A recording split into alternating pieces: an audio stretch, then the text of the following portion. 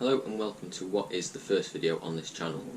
Before we get into the video, I just quickly want to give you a bit of an insight as to what the channel is going to be about.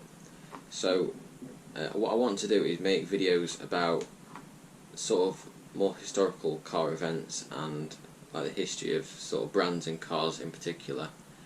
More sort of going to be older cars, but a few newer things might come in here and there on occasion. But today I want to talk about the history of General Motors and how they became bankrupt in 2009.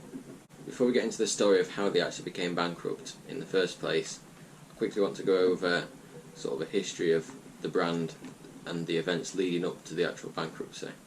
You keep seeing me looking down. I've got a bit of a script just written down on my computer just in front of me, so that's what that is. General Motors was founded in 1908 by people from Buick, which then became the first brand under the General Motors umbrella.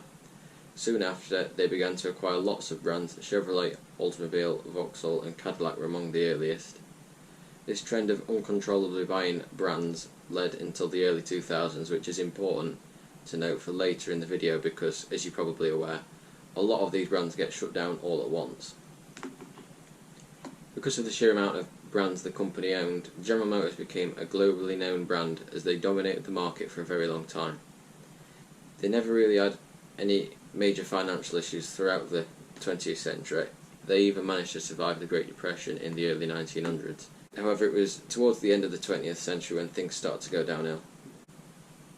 Due to their global status, in 1965 they achieved the title of being the most profitable privately owned entity in the world, and since World War II they employed more people than any other company on the planet.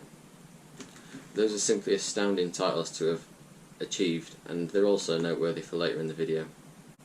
Throughout the time, they've managed to produce some of the most legendary and iconic cars ever made, each are deserving of their own individual video at a later date. However, a downfall began only a few years later when they started to produce vehicles that weren't as well made and were more unreliable, leading to customer dissatisfaction.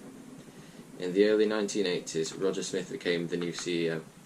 He successfully guided the company through the recession in the 1980s, but soon after he made a decision that would affect the lives of many workers. Production of cars became much more automated, so less factories were needed, and cars were being made much more quickly, and as a result of both of those things, thousands of workers lost their jobs. Smith also changed the lineup of cars so they would fit more of the market's needs and nothing more. Good for business, but it meant the cars lost the interesting edge that made them what they were. There was nothing innovative or different about the cars they were making at this time. However, this did lead to them gaining back some of the losses they made from the previous recession. It was all looking up until the early 2000s. Due to increased interest rates in the US, General Motors ran into huge financial issues in 2002, and in 2005 they reported a loss of over $10 billion in that year. This was an urgent situation for them. They'd never lost so much money in the space of 1 year, and if something wasn't done soon, things would only get worse. There was only one option, and that was to sell off stakes they had in smaller companies such as Fiat, Suzuki and Subaru, so they wouldn't be losing money from those companies and could earn a bit more to put towards paying for their losses. A loss of almost $40 billion was reported for 2007, and in 2008, when the recession hit, sales dropped by 45%. It was predicted that without government funding, they would be out of money completely by mid-2009. The prospects of this happening obviously scared investors, and the stock price plummeted, and at the worst point, one share was worth less than $1. Representatives from GM consistently testified their need for financial help to the government, but their case was always unsuccessful. This happened on numerous occasions. It was recommended to them to submit a restructuring plan. Moving into 2009, GM announced that their cash reserves were down to just $14 billion, which, relatively speaking, is next to nothing, which meant that they were in critical condition. They'd lost over $30 billion in 2008. It was obvious that General Motors was struggling anyway, even before the recession hit, but the recession just catalysed the downfall of the brand. In March 2009, US President Barack Obama declined to provide financial aid to General Motors, and so it looked like filing for Chapter 11 bankruptcy protection would be the best way of reducing the company's debts. It was at this point that GM chairman Rick Wagoner was forced to resign. Efforts had been made to sell overseas operations in Europe because General Motors didn't have the money to fund them and they weren't making enough money to be a viable option to keep. However, this ran into difficulty and in the end never actually happened. The US government announced that should GM file for bankruptcy, they will provide funding in order to honour warranties of existing vehicles.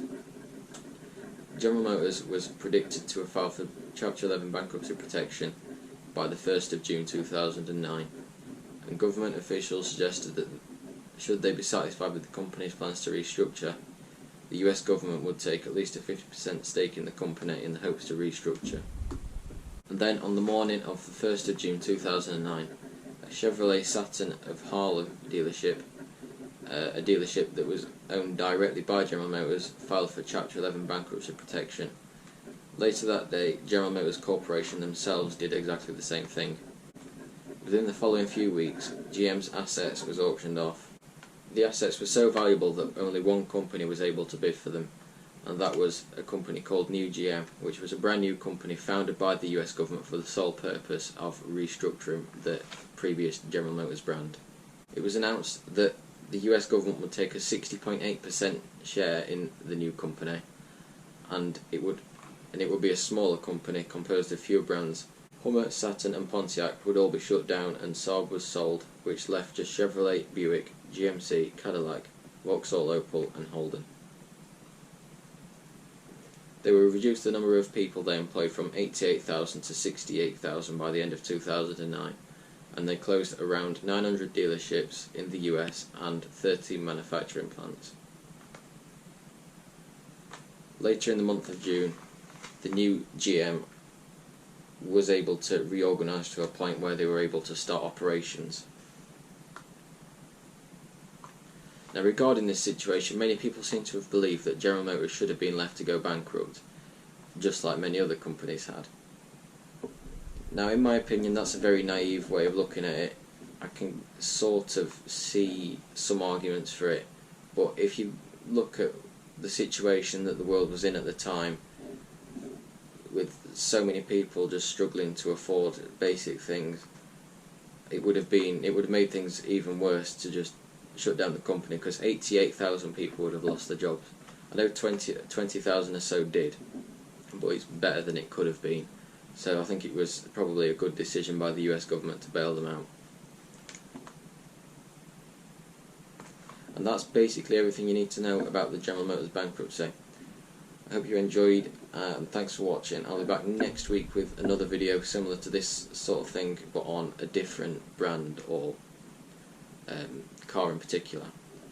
If you did enjoy, like and subscribe would be greatly appreciated. Remember, this is my first video, so for this kind of thing to continue, it would be great to develop sort of a fan base and a community.